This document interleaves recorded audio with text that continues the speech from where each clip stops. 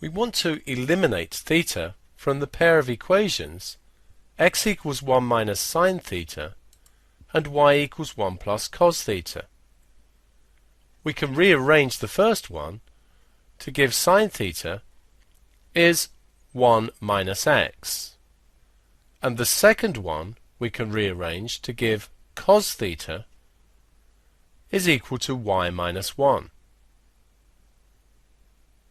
We know that sine squared theta plus cos squared theta is identical to 1.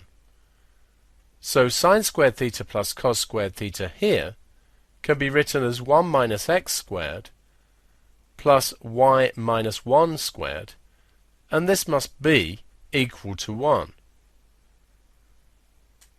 We can rewrite this slightly because 1 minus x squared must be the same as x minus 1 squared in the same way that minus 2 squared is the same as 2 squared.